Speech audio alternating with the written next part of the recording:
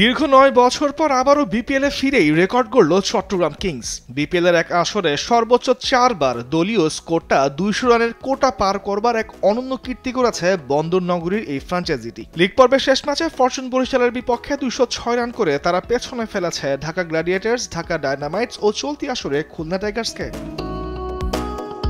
টি-20 cricket মানেই ৪ ছক্কার খেলা, যেখানে ব্যাটাররাই আধিপত্য বিস্তার করেন সবচাইতে বেশি। এবার বিপিএল নতুন করেই পুরনো কথাটার প্রমাণ দিয়ে যাচ্ছে। আলোচনা সমালোচনাকে পাশ কাটিয়ে মাঠের খেলায় নতুন রেকর্ডই গড়েছে বিপিএল এর ২৪-২৫ মৌসুমটা। দলগতভাবে নতুন উচ্চতায় উঠেছে এবারের বিপিএল। প্রথম পর্বের শেষ ম্যাচে চিটাগাং কিংসের ২০৬ রানের ইনিংসটা এবারের বিপিএল এর ১৩তম ২০০ ছড়ানো দলীয় সংগ্রহ। বিপিএল এক মৌসুমে সবচেয়ে বেশি ২০০ রান দেখার রেকর্ডটা আগেই হয়ে গেছে। বিপিএল এক আসরে সর্বোচ্চ ৮টি ২০০ ইনিংস দেখেছিল ২০১৯-২০ মৌসুম। প্লে-অফের খেলা মাঠে গড়াবার আগে চলতি আসর দেখেছে ১৩টি ২০০ রানের ইনিংস। তবে এবার ফাইনাল শেষে সংখ্যাটা দ্বিগুণ হয়ে গেলেও অবাক হওয়ার কিছুই থাকবে না, কারণ ম্যাচ রয়েছে 4টি আসরের পর্দা নাম্বার আগে, আর তার আগে 8টি ইনিংস খেলার সুযোগ পাবে ফ্র্যাঞ্চাইজিরা।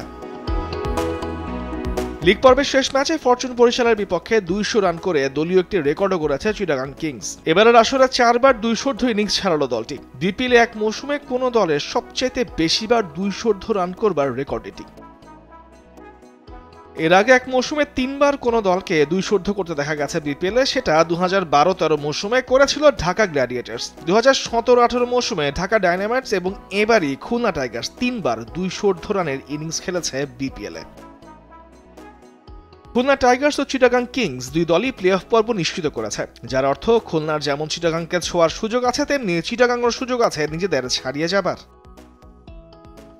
তামিমুর রহমান, স্পোর্টস ডেস্ক, দেশ টিভি।